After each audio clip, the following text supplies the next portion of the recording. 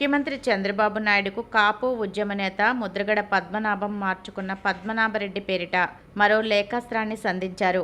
తాను 1999 నుంచి 5 ఏళ్ల పాటు తెలుగుదేశం పార్టీలో కొనసాగానని, అయితే ఆనాడు రెడ్ బుక్ గురించి, వేధింపుల గురించి ఎరగలేదని గుర్తు చేశారు. 1978లో తాను దివంగత మహానేత వైఎస్ రాజశేఖర రెడ్డి ఒకేసారి అసెంబ్లీలోకి అడుగుపెట్టామని, అప్పుడు కూడా ఇలాంటి సంఘటనలు గుర్తులేవన్నారు.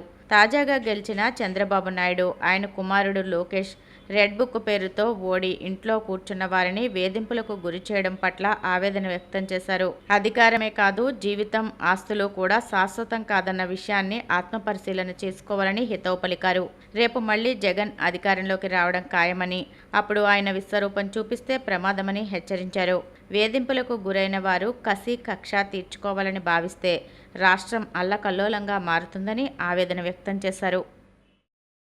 తిరుమలలో బుధవారం రాత్రి వైకుంఠ ద్వారదర్శన టోకెన్ల జారీ కోసం ఏర్పాటు చేసిన క్యూ లైన్లలో జరిగిన తొక్కిసలాటలో 6 మరణించగా సుమారు 50 మంది వరకు గాయపడ్డారు.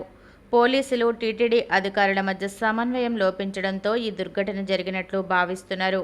తిరుపతిలో బైరాగిపట్టణ సెంటర్లో టోకెన్ల కోసం భక్తులు ఊహించని రీతిలో రావడంతో తొక్కిసలాట జరిగింది. టోకెన్ల కోసం భక్తులు వేచి ఉండగా అక్కడ డీఎస్పీ గేట్లు తెరవడంతో ఒక్కసారిగా భక్తుల రద్దీ పెరిగి తొక్కిసలాట జరిగిందని టీటీడీ అధికారులు చెప్పారు. అధికారుల వైఫల్యం వల్లే తొక్కిసలాట జరిగిందని టీటీడీ చైర్మన్ బీఆర్ నాయుడు పేర్కొన్నారు. ఈ దుర్ఘటనపై ప్రధాని, ముఖ్యమంత్రులు చంద్రబాబు నాయుడు, రేవంత్ రెడ్డి, వైసీపీ అధినేత వైఎస్ జగన్ తదితరులు దిగ్భ్రాంతిని, సంతాపాన్ని ప్రకటించారు. టోకెన్ల జారీలో సమన్వయంపై ముఖ్యమంత్రి చంద్రబాబు నాయుడు తీవ్ర ఆగ్రహాన్ని వ్యక్తం చేశారు. గురువారం చంద్రబాబు తిరుమలకు చేరుకుని అధికారులతో సమీక్షించారు.